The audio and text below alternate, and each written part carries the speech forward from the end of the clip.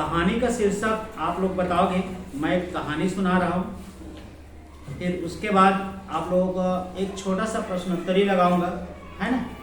तो चलिए स्टार्ट कर दें। आप लोग तैयार हो? बहुत समय पहले की एक बात है। राहुल नाम का एक गुलाम था। वह बहुत मेहनती तथा परोपकारी था। स्वयं कष्ट सहता पर किसी को कष्ट नहीं देता था। उसका मालिक उसे खूब काम कराता और उसकी खूब पिटाई करता था। हाँ, सुना ना। एक बार राहुल के मालिक ने किसी बात पर नाराज होकर उसे खूब मारा, खाना भी नहीं दिया और एक अंधेरे कोठरी में उसे बंद कर दिया। खूब भूख और दर्द से राहुल बेहाल था। उसने कोठरी की बंद पड़ी खिड़की को खोलने का प्रयास किया। खिड़की खुल गई और वहां से वह भाग गया। भागते भागते वह एक जंगल में पहुंच गया और थक कर एक पेड़ के नीचे बैठ गया। उसकी नींद लग गई। अचानक किसी तेज आवाज से उसकी नींद खुली। उसने देखा कि सामने शेर खड़ा है। राहुल की जान सूख गई, एकदम डर गया। सामने मौत जो खड़ी थी, वह बिना हिले डुले बैठा रहा, पर शेर ने उसे कुछ नहीं किया।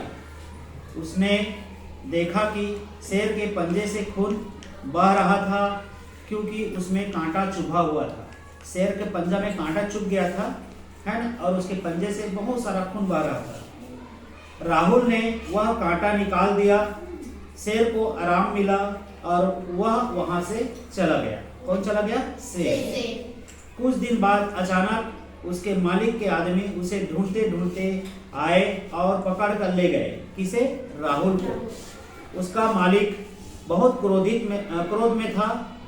उसने याकूब को देखते ही अपने आदमियों से कहा, इसे बाहर मैदान में रखे शेर के पिंजरे में डाल दो। पिंजरे के बाहर लोग तमाशा देखने खड़े ही हो गए। राहुल घबराकर पिंजरे के अंदर एक कोने में खड़ा हो गया और सोचने लगा कि आज तो उसकी जान गई। पर तभी शेर आकर उसके पास बैठ गया और उसे कुछ नहीं किया। यह देख सब हैरान हो गए। या राहुल समझ गया कि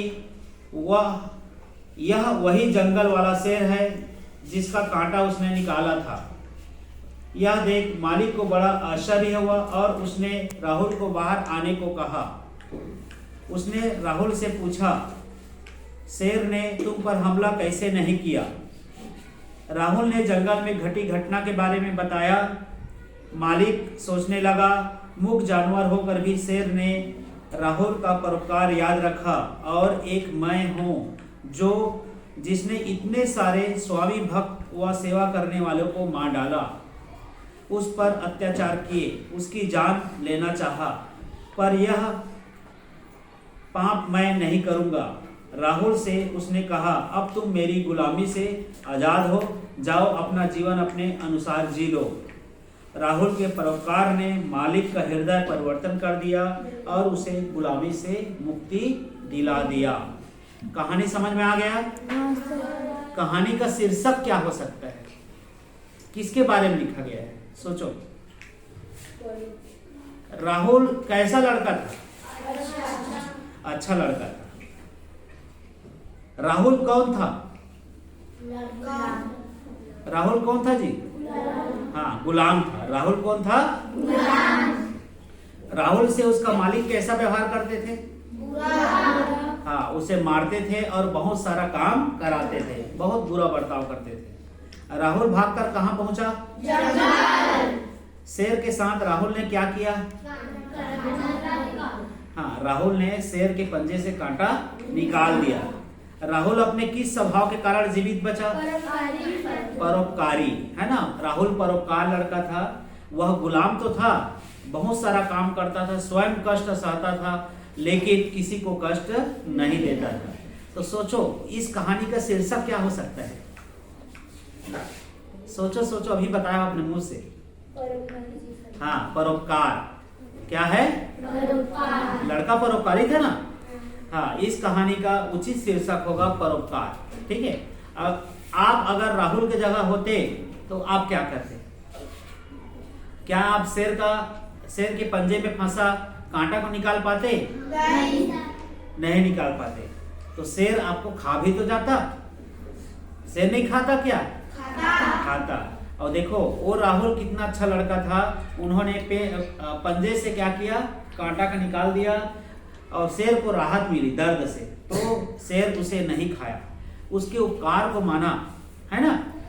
शेर क्या है, बोल तो नहीं पाता है लेकिन समझ गया, वो चुपचाप चला गया। और देखो एक दिन मुसीबत आया किस पर? राहुल पर। उसके मालिक ने उसे पिंजड़े में बंद कर दिया शेर के, तो शेर पहचान लिया उसे और खाया नहीं, है ना। सब लोग मुख बाधित हो गए देखकर कि राहुल को क्यों नहीं खाया। तो क्यों नहीं खाया? क्योंकि राहुल ने उनके साथ अच्छा बर्ताव किया था, परोपकार किया था, शेर का जान बचाया था, इसी कारण शेर ने उसे नहीं खाया। समझ में आ गया?